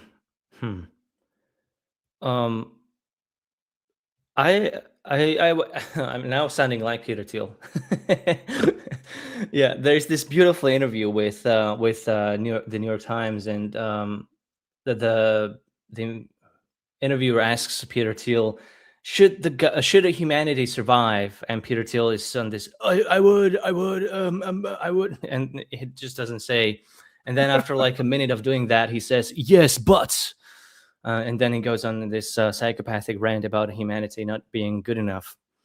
I think there could be something wrong with Peter Thiel there, to the point where he could actually believe in some kind of Antichrist thing. I think it is, you know, just statistically speaking, it's possible to have just at least one billionaire out of the few thousands that there are. to be this crazy. And the most beautiful thing is that when he was doing his lectures in Rome, the Catholic Church really just expressed their own view on this, and I really appreciated that, because that would be like one of the authorities, or at least clerical authorities on these issues. So I really appreciated the fact that they did not shy away from just speaking no to someone like Peter Thiel. I think it could be a form of distraction. It could be something that just gives people to rage about, some kind of a bait like that. I was thinking also about the comment that you said before about the Carp saying that he wants people to be drone stricken by fentanyl, and that's that could be also a part of like some kind of a strategy, like with this woke mind virus comments too. Like they're doing things that are just outrageous enough that they get the coverage, that they get the drama going, so that people talk about them. And I think also this thing about AI being this world-ending threat, I think that's also part of that. So maybe this could actually be Thiel's personal gripe, trying to get attention on him, and maybe this is how he wants to do that. I am not too invested in this hyper focus on the individual. Again, I would say what I said before. I don't think it's just that Peter Thiel is a bad person, therefore he's a bad billionaire. I think the fact that there is a billionaire is a problem, but that's more of a political problem, less of a problem strictly about privacy and security. But I don't think that's the only thing that we are talking about here. But that's how I would say, or that's how to answer this question. Yeah, no, that makes a lot of sense. I think sometimes, like, honestly, like, it's like you say, could just be rage bait, because if you're Peter Thiel, do you want people writing, or Alex Karp, do you want people writing about what you're really doing and potentially causing problems for your business? Or do you want them all hung up on some stupid drama that's like not going to actually change anything? They didn't lose any contracts because he said something crazy in an interview. Like, that doesn't happen. So like the real world effect of that is not that important. Like, at the end of the day, they don't need the citizens to like them, because they're not doing business with citizens. They just need the government to like them. As long as the contracts keep coming, they're fine. It doesn't matter if every single individual citizen hates their guts. As long as the government keeps, giving those contracts, they're good to go. So I think by doing these crazy things, everybody online just focuses on that instead of talking about what's really going on and about how they're violating people's rights, which is the actual real story. And it's the story that potentially causes problems for their business. So I think it's just, like you say, a distraction.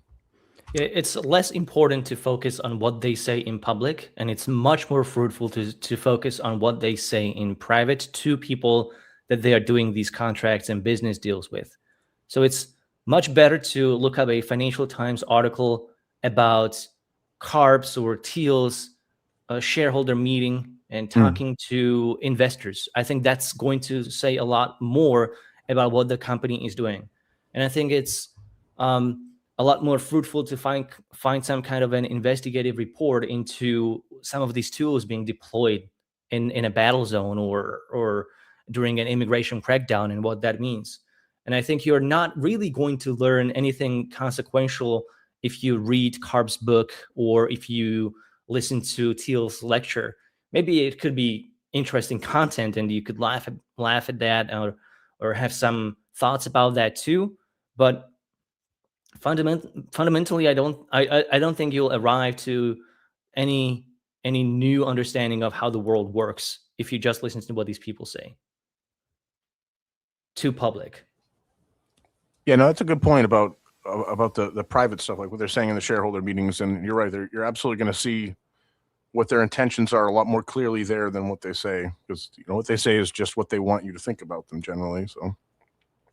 So Stephen Miller in the Trump administration, per his federal financial disclosures, owns between $100,000 and $250,000 in stock in Palantir, the same person who sets the immigration policy.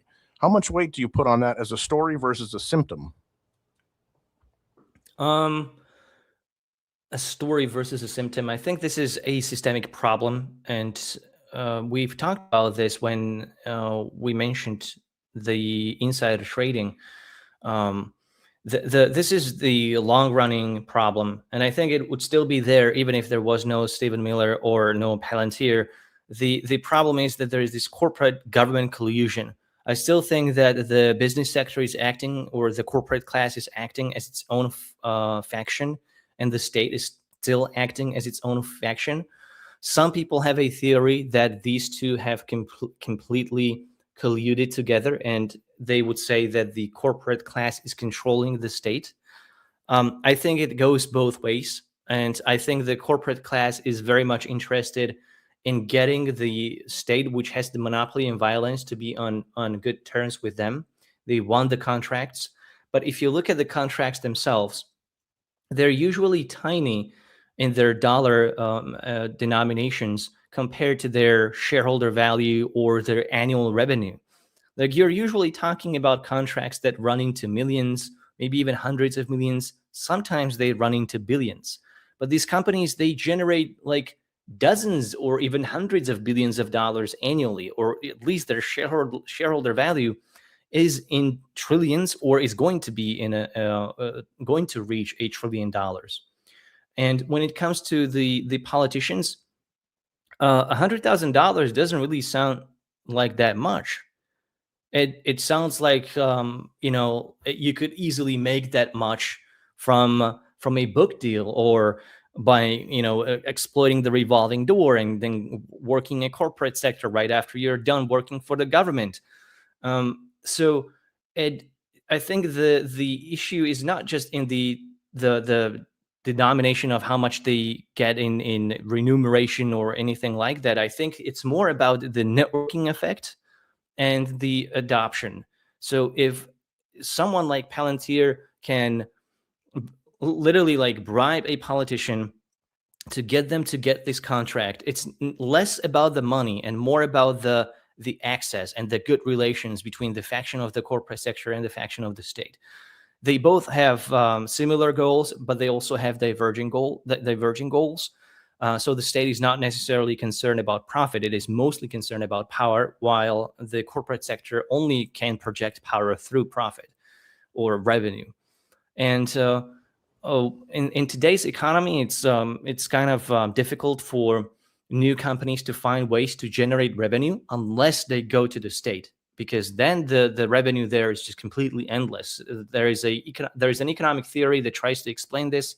It's called rent seeking. I'm not going to go into that, but I encourage people that want to read up on some advanced stuff to read up some rent seeking theory, and I think that would explain this too. It's basically just this problem where you have individuals in government that stand to personally benefit from taking away from the pie, but they don't contribute anything back to the pie. And it's not just individuals in the government, it's also the corporations that want to have the contracts with the government. They just take away from the pie of the economy, the entire budget of the Defense Department, for instance, but they are doing nothing to actually contribute back. And that has been documented for like 70 years by now, and nothing has changed about that. It's only probably worse right now with the current admin. So yeah, a systemic problem, I would say. Yeah, no, I agree completely. And, I think we were talking about that a little bit before the stream, but yeah, it's the connection, the fact that the government can invest in a company they know they're about to give a contract to is just not good for anybody. And it's a recurring problem, but the government doesn't seem too excited about taking away their right to do that. So that's going to be a challenging situation for sure. So the next we got here is between a seeing stone and a hard place. Now, Foundry expanded its footprint at HHS, FDA, CDC, and NIH during and after COVID, when the public health emergency lowered resistance to integrated data tools. Is there a pattern of crisis as the entry point? 100%. This is going to play very well into that moving the goalpost and boiling the frog. We've had the pandemic, and the tools have been used for this. And there will be another pandemic. There will be another crisis moment. And you will have a moment of crisis even without a viral epidemic or pandemic. it could still be a public health issue that affects a lot of people. And it could be a result of maybe lack of access to food because of some kind of a weather disaster or any kind of environmental disaster.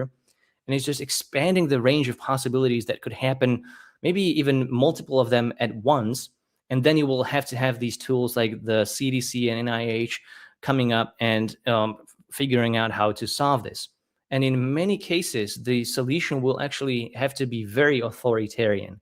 You will just have to come up with ways to limit people's freedoms, and they will say, this is just temporary, this is just for the time of the crisis. But once these tools are there, they never truly disappear. They always just stay in the back end. Maybe they stay dormant for a while, but they serve a dual purpose function, because while they are deployed to solve a real problem like a COVID pandemic or another public health emergency, they can also enable other vectors for an encroachment of authoritarianism. So they would be able to deploy the very same technology to crack down on dissidents, to say any kind of justification. They could come up with a new one and then use the same tools to have that. So we really have to ask ourselves this question: Is this Roman experiment that has been going on for thousands of years and has been proven to be wrong, that when there is a time of crisis, we should just give up our rights and give all the power to a single dictator to decide what's best for us? Or maybe it's wrong, because then you're going to have the Caesar personality that's going to take over and never give up that power. Maybe we should ask the question: Is it okay to even have that kind of power in the first place? Maybe it would be better if we decentralize our economy, made it more resilient to these kind of centralized failures, and maybe we should make sure that the food delivery systems work, and maybe we should give cities more power to decide how they want to deal with these issues. Maybe you want to have some kind of an interlaced network of support that does not depend on any kind of centralized authority to dictate to people what they can and cannot do. Maybe it would be better to have some kind of on the ground support system that can work even if the chain of command is broken, and you cannot just give orders to first responders to tell them what to do. So these are things that are not necessarily strictly about privacy or security, but they are adjacent because they can affect how much privacy we have to give up to solve these problems. But like, if there is another health emergency or any kind of crisis, it could be a lot less severe if we try to build up resilience before it even happens, but we are not doing that. And I think you could say that the reason why we are not addressing the very real threats that could come again, like another pandemic, is because when the crisis is just more severe, the elites in power just benefit from it more, and they are not particularly concerned about the harm to us. And they know that when that crisis is severe enough, we'll be more susceptible to rally around the flag and just accept whatever kind of new authoritarian rules they will put into place. So I think that's what's happening more than really. Yeah, and I would say yes, it is a pattern of crisis, and it's happening pretty much every single time. I think it's the easiest thing to bet on. Not a financial advice. Nope, no, absolutely. I mean, like, look at the Patriot Act, just a thing that won't die. That's, to help us find terrorists from 2001. But once it's there, it never, ever, ever goes away. If anything, they often just keep expanding it and making it worse and worse. And like you said, like a lot of the stuff started specifically for terrorists, and then that wasn't the big issue anymore. They're like, whoa, we got drug traffickers. Yeah, that's it. We got cartels, man. And I remember when they tried, telling people like, oh, the drug cartels, they're supporting the terrorists. I'm like, so drug cartels in Mexico are funding terrorists in the Middle East? Like, shut up. Like, that doesn't even make sense. Like, you're just making stuff up now. But yeah. Absolutely. Every time there's a crisis, you just expect our rights are about to disappear real quick. So you've recommended Monero Bitcoin with caveats and Zcash. With government crypto tracking budgets climbing and Palantir's tools now reportedly extending into cryptocurrency transaction analysis at the IRS, Do those recommendations hold up the same as they did 2 years ago? Well, really, the only way I talk about cryptocurrencies in general is when I try to find a solution to private payment systems. And I usually tie that together with virtual cards, gift cards, using cash, and finding some other way to pay for whatever product or service you want to use. And I do mention Monero and Bitcoin, and sometimes I do mention Zcash. And Bitcoin, I would never recommend as a payment system for anything unless you find a way to somehow, quote unquote, launder the coins themselves, because Bitcoin will always be traceable. And no matter how you purchase your Bitcoin, that the fact that that ledger will just stay there forever will make it just infinitely vulnerable, or indefinitely vulnerable to some kind of traffic analysis now or in the future. So I think the only currency or cryptocurrency that is trying to be some kind of a digital version of cash is Monero. And Monero is trying to be the opposite of what Bitcoin is doing in technology, but be what Bitcoin was meant to be in principle, which is, instead of having everything in this public ledger that's just traceable, and these chain analysis companies can track it, they want to have the ledger that's completely opaque. And you have to dedicate a lot more attention and investigative powers to figure out who is spending what and who is paying whom. And in my view, I don't really have that much of a problem if you increase the cost for the surveillance state to surveil us. I don't have a problem with rendering mass surveillance pretty much economically unfeasible. I think I only have a problem if some of these tools are being built for literal criminal intent. Like that's something that we need to have ways to go after. And I'm not sure how far Monero is actually able to go. I haven't followed Monero for a few months, so I'm not up to date. So don't quote me on this. But to my view, if you want to have a private payment, you should only rely on cash as much as you want to. Even if you have to send cash physically somewhere, that's still better than using even something like Monero. But if you have to use a digital form of payment, then I think only Monero would be something that I would consider. But I would still prefer to use Monero to buy a digital gift card, for as long as I don't have to tie that gift card to my name, email address, or if it needs my email address, that it's anonymous. It doesn't need my phone number. That has to be a requirement too. And I can also obfuscate my IP address through Tor, or at least a VPN, if I want to use that gift card or purchase that gift card. That's as far as I would go when it comes to using crypto, just as a form of payment on this singular purpose. I would not use it for anything else, and I would definitely not tie that to any kind of advice on IRS or anything like that.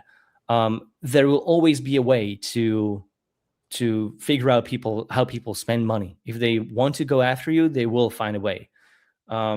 So that's how you should look at these tools. Like, you're not completely hiding yourself because you use Monero, or you're not making your finances invisible because you're only using cryptocurrencies. I've heard some people say that they only live off cryptocurrencies. I think that's quite impossible. But even if that's the case, like, you're leaving so much data around your use of cryptocurrencies and crypto products that alone can just tell the government, if they're looking, that you're doing something with some kind of money or assets. So just using any kind of cryptocurrency alone is not enough to be private or have financial privacy. Yeah, it makes a lot of sense. Yeah, using it for the gift card idea, that's a very smart way to do things, so that way you don't have to have anything connecting you directly to the website or either direction. That's a good idea.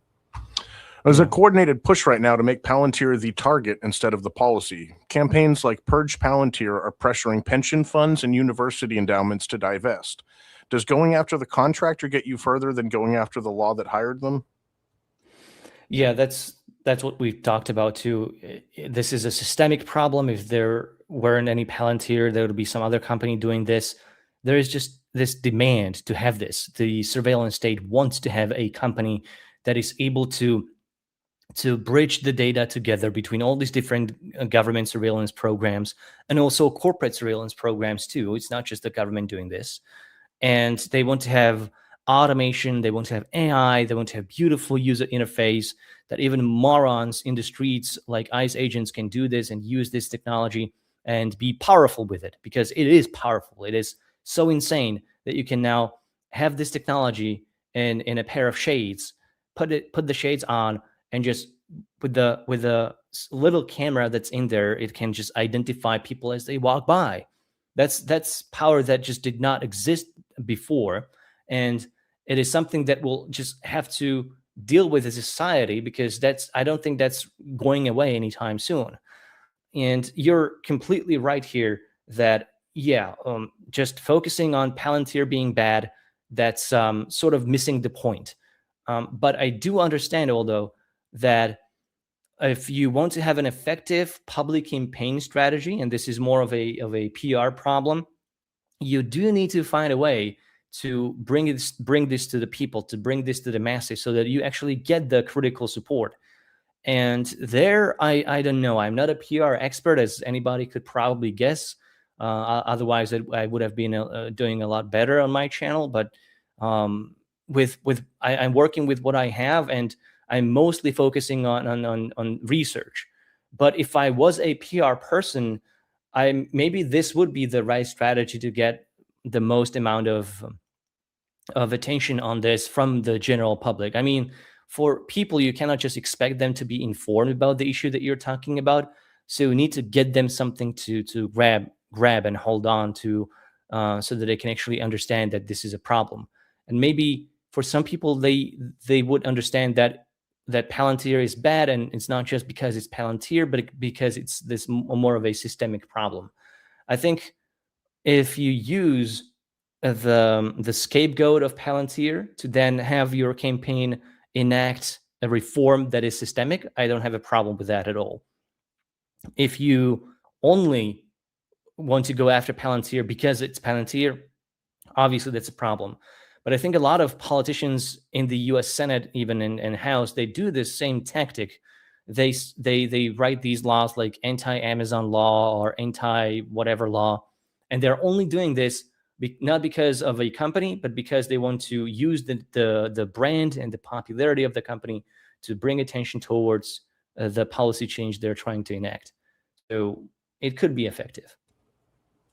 Yeah, no, that makes a lot of sense. I see the same thing in the ALPR world. Like, Flock is the big bad enemy that everybody always like zeroes in on, but like there are a bunch of other ALPR companies that are in use. They may not be as big, but they do exist. They are out there, and like nobody ever talks about them because Flock is the one that people know about. So every article is about Flock, every video. And I've seen articles or videos that, the headline is like, ALPR cameras, like Flock safety, blah, blah, blah, blah, blah. And then you read the article and it's not even about Flock. It's actually about a different company, but they put Flock in the title just because they know that's the thing that's going to get people to pay attention. So I think Palantir is the target. They need to get people excited. You need to have the enemy. You need something you can point at and say, that's the problem we have to take down. But like, there isn't a single law necessarily that makes all of this possible. Like there's just a whole web of bureaucracy that allows all of this surveillance to happen and creates the need for this company. So it's like there's no target to point at in the government. You can't say, oh, we got to pass, we got to overturn this law right here. That's what'll fix it. You have to be like, oh, we have to change the entire system, the whole government, and take down the whole surveillance state. Who's going to join on for that? Like, that sounds impossible. But when you're like, it's one company, we just got to get them. That's the bad guy. That sounds approachable. It's accessible. Like, now they have somebody they can rally around. So, and like you said, a lot of times, like, I think, the people behind it might know that and are just using that in order to get people to pay attention, and then try to use that to then go to the government and say, hey, look, we have all these people that care about it. We're not going to vote for you unless you do something about this. So, I mean, hopefully that's what it is. It's just the stepping stone to get to rally the troops essentially and get people to pay attention. But yeah, and Palantir is such a terrible name for a company that it's probably easier to choose Exactly. it as a villain. Absolutely. Well, and that's kind of what they'll do, right? They'll just rename the company and say, start it all over again. They'll say, oh, Palantir was so bad. Now we have Super Palantir, which is not bad. And I think the hated one had a great point where it's like, this obviously is not going away. We're not going to be able to remove all the cameras from everywhere. But the question is, how do we use this technology for its true intention? Because theoretically, it should be able to help us arrest criminals, and we should be able to arrest the Epstein list. And instead of just harassing and mass surveilling regular citizens with it. Absolutely. That would be Yeah. nice. I know, somebody's it sounds crazy, man. I don't know. Now, if someone's watching this and hearing the word Palantir for the first time tonight, what's the one thing you want them to walk away knowing before they close the tab? General strike. That's all. All right, fair enough. 5 years from now, if nothing changes the trajectory we're on right now, what does an ordinary American's interaction with the federal government actually look like? Wow. 5 years from now, I think it's going to look like very much like it does now. To be honest, the trend that we were set on by the current administration, I think once that has been normalized, there's this idea called the baseline shifting. It's, I think, mostly from the ecology and the science of environmental degradation. And it's basically like you walk outside and you see trees in 1800s and you see them everywhere and you see biodiversity and it's awesome. And then a couple of decades later, you see less of that. And the children that were born at the time, they see that as the new norm, and that's the baseline shifting. And then you see even less trees and even less environment, and we see that with insects. So we have the insect population collapsing worldwide, and it used to be the case that every time you walked outside or you drove a car, you would have your whole windshield covered by dead insects. And today it's all empty. It's all dead outside. And this is the same thing that's happening here. It's trying to get the population to accept the fact that you are going to have Gestapo agents roaming the streets with guns and with phones in their hands, and they're going to have facial recognition and biometric recognition tools in their apps, and they're going to be taking photos of your face and your license plate with a phone in one hand and a gun in the other hand. And it's going to look a lot like it was in Minnesota. I don't think any of these things are going away. Without the general strike, I think the government doesn't really have any reason to change its behavior. There is some political pressure from discontent and from the population being outraged and just disillusioned. But really, what's happening to the population on a larger scale, not just in the US, but mostly in the US, is apathy. And people are just so defeated from all the things that are happening at the same time. And to be honest, what's his name? The guy who was running, Steve Bannon, he said that, I think he said something to the effect that you actually want to overwhelm people with the stuff that you're doing. You want to do so many things at once that they don't know what to respond to. And I think Russians are actually doing some similar level of strategy with their I think they're calling it countermeasures or something like that. What they're doing is that when there's some kind of an event that happens, they want to just flood the public with so much misinformation and so much information in general that the public, even if they are told the truth, they can't figure out what's real and what's not, because they've been told so many things that they don't know which one is right. And I think this is going to be going on. We're also going to face more crises that are going to be happening. Some of these crises are going to be caused by our doing, but it's also some of the ones that have always been here, and they will be amplified by the fact that we are being led by elites that do not care about us, that are horribly incompetent, but they are benefiting from just this corrupt system. And it's just going to gradually move to the more authoritarian states, more autocracy, more power to the executive authority, and we are going to see more of police brutality. We're going to see more of normalization of that stuff, because it's not just that it happens, it's also what's being said about when it happens. And we're going to see even more things to that effect. Also, other things that are happening today, and maybe that is going to also be a trend in the future. There's now this brewing battle between rural Americans as well as maybe some urban Americans, and their living spaces being invaded by data centers. And there's a whole host of problems with that, because they're guzzling a lot of water and energy, to the point where cities and local authorities actually have to shut down or limit access to these essential resources to local population, and prefer the data centers. And I think this is going to keep going. I am not very optimistic about AI. I think it's going to we are going to experience some kind of correction, market correction, before 5 years are over from now. But even if that's not the case, doesn't really matter. Even if AI is successful or not, I think there is still going to be this battle between the powerful corporate sector fighting over resources with the general population. That has been happening for a while, but people have not suffered the negative consequences of it as much. Because while setting up data centers in drought-stricken regions across America has caused many of the aquifers to go through that tipping point where it's becoming more difficult for even farmers to pump water out of the wells. So, for irrigation of the crops, it's becoming more expensive to get your food.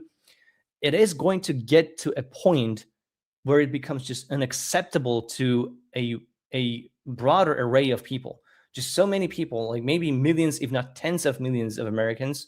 And this is also going to be the case throughout the world.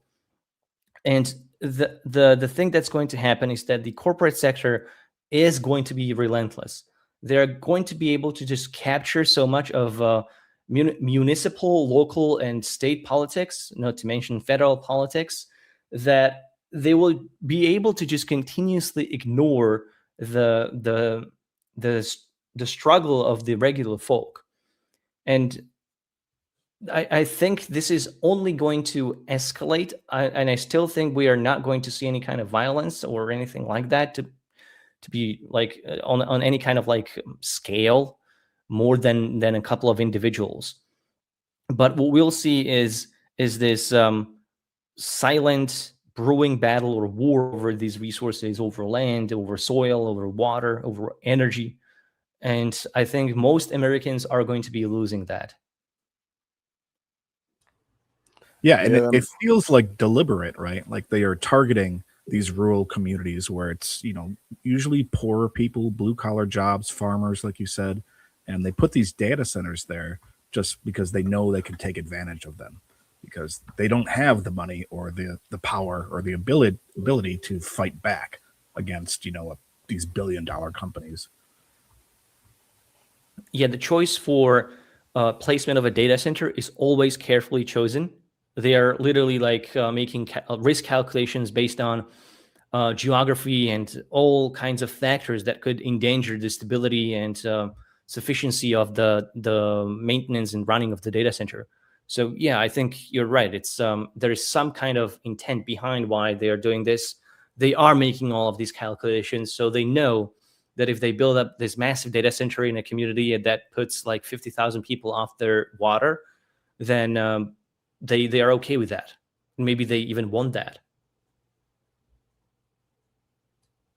Yeah, that's wild. And I think you're right. It's going to be a big tipping point. The AI data centers is definitely something. I keep seeing more and more stories about that, and that's one, like, it's going to have real visual direct impact on people's lives, and I think that's the kind of thing that's going to get people upset. Also, we actually have a couple Q&A questions here from the audience. I'll put one up here. So how can we as individuals best resist the efforts of companies like Palantir? That's a tough one. Yeah, I think we need to just have solidarity with one another. So we are individuals, but we work better together. And if we can pool our resources together, and if we can be a strong enough force in numbers, then we can actually have change. Palantir is not accountable to anyone in public. It's not accountable to democracy. It's not accountable to like retail or customers. It's just its own thing, and it will continue to be its own thing because it, as you said before, this doesn't affect regular people. This doesn't go by us. They only talk to the highest levels in the government, and they will always get their way because they can always promise something to those individuals in those government positions to get something out of it if they get the thing approved, the contract approved. And if it wasn't Palantir, it'd be someone else. So I think we need to address this systemic problem with systemic effort. And I really do believe that we need some sort of a general strike or some kind of working class level of organization, like an entire class of people need to organize together. Also the middle class, pretty much everyone other than the billionaires. We should all work together to a common goal, and that goal should be to rebalance the scales of power in the socioeconomic structure of the current order. I think it's a fundamental issue where we are okay with the fact that you pulled out the story of this insider trading between Stephen Miller and Palantir. It happens all over the place. So it's not just like one company. But when it comes to just individual action, there are still things that you can do. Palantir did not create the surveillance state. The surveillance state exists because people are using Facebook, they use YouTube, they use Google, and they are okay with that.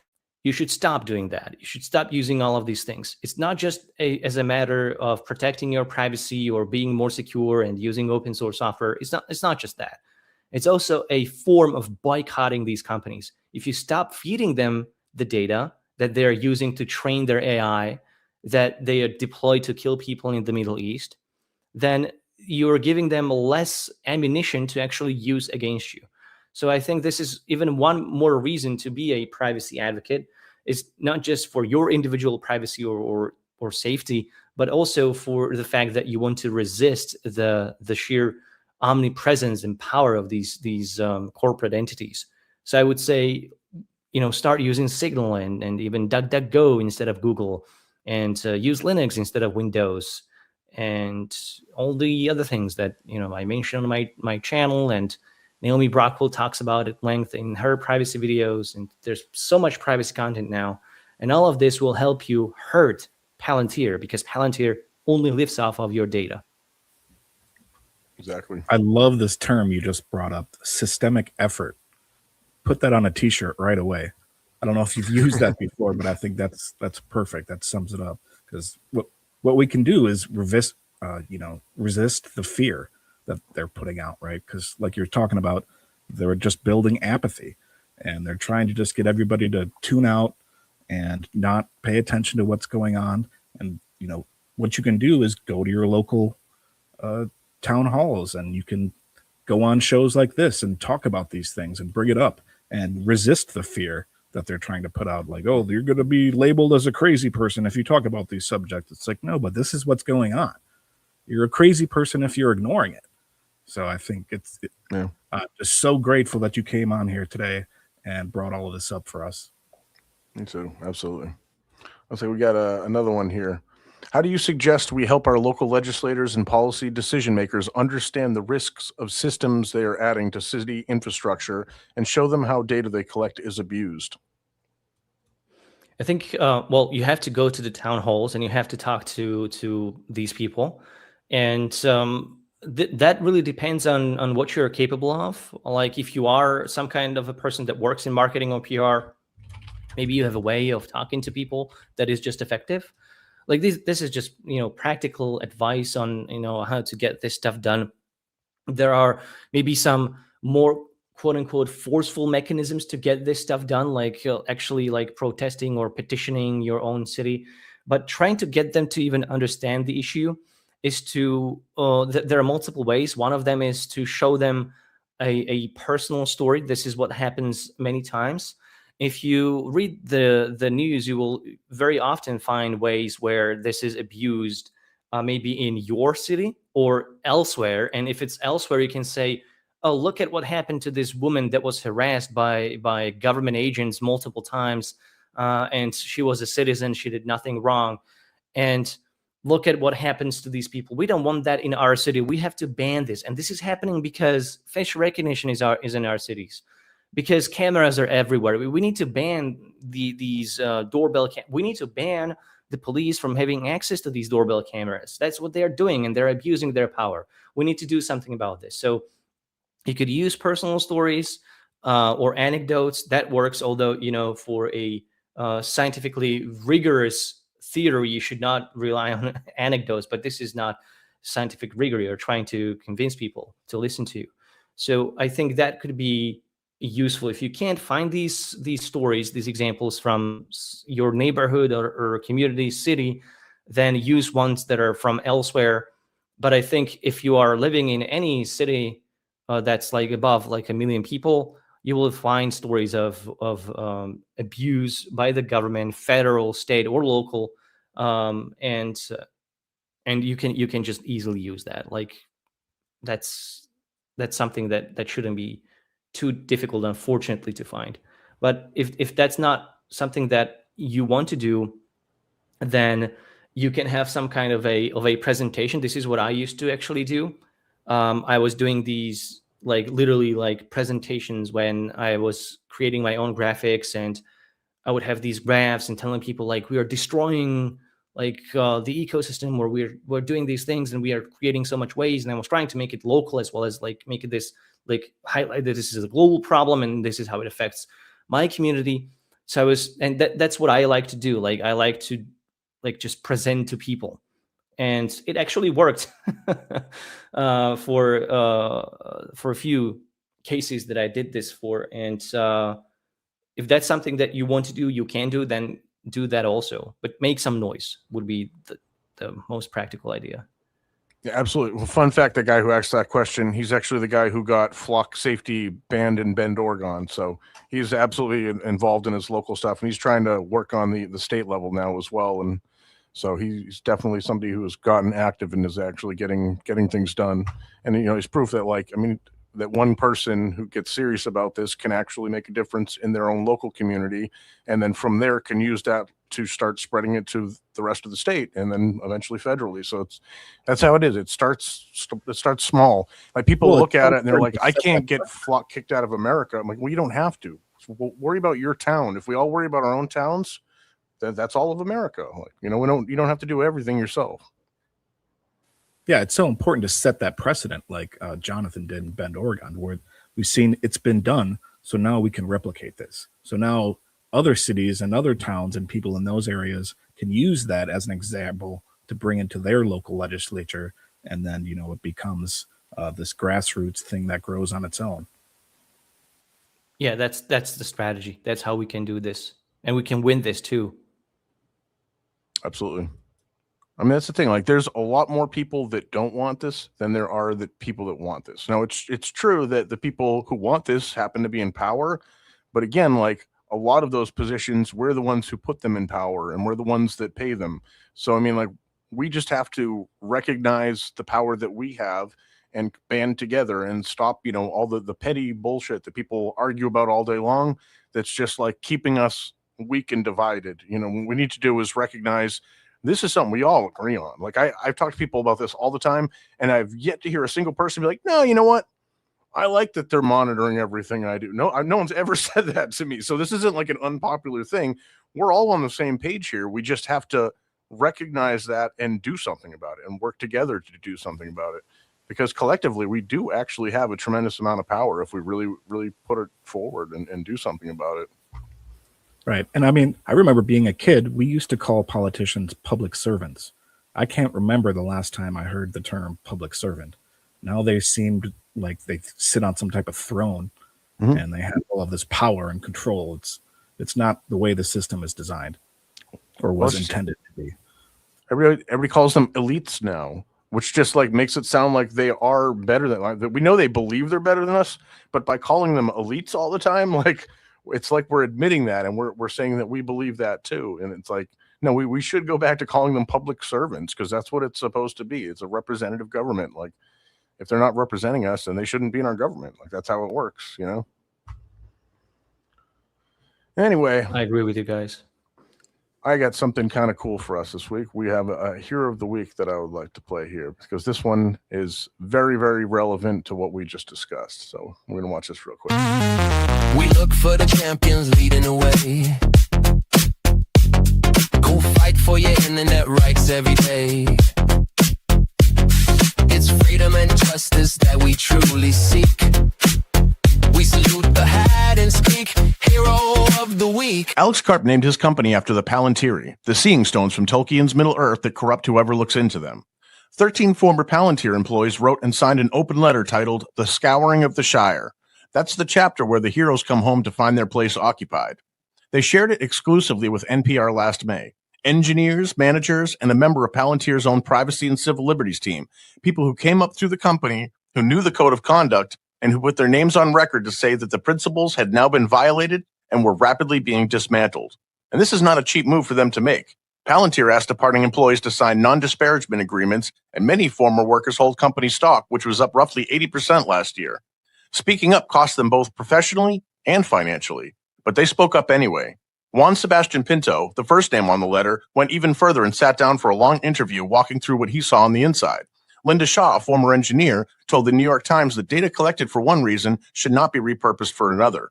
The whole letter is public, and we dropped a link in the description. They could have stayed quiet, but they didn't. They could have left their NDAs intact and moved on.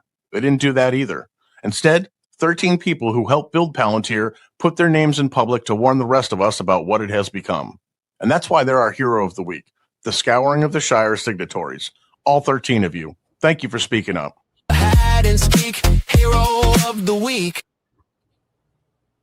Yeah, super awesome. A lot of the stuff that we know about Palantir and about what's going on behind the scenes is, kind of came from that, and especially from some of the interviews that they did after that. So definitely thank you for that.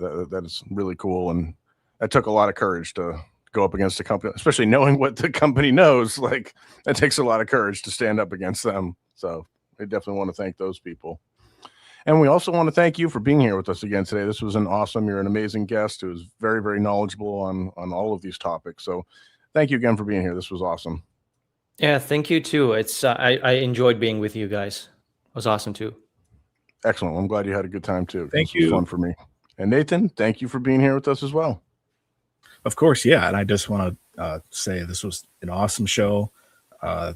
Thanks so much for coming back on. I hope you come back on again in the future sometime. And just much respect for being out there and just like the content that you put out. It's just great for humanity. Thank you for that. And I will always enjoy spending some time with you guys. Amazing. Well, we're going to take you up on that for sure. Everybody, make sure you check out his Patreon right there. He has some amazing content there. Like, we talk about a lot today, but literally this is like not even scratching the surface of what he talks about on his channel. He goes a lot deeper on a lot of this stuff. And if you found this interesting, then you're going to love the content that he makes. So absolutely check it out. The link is also in the description to make it even easier for you. Go check that out. You got anything special that you're working on that you want to plug?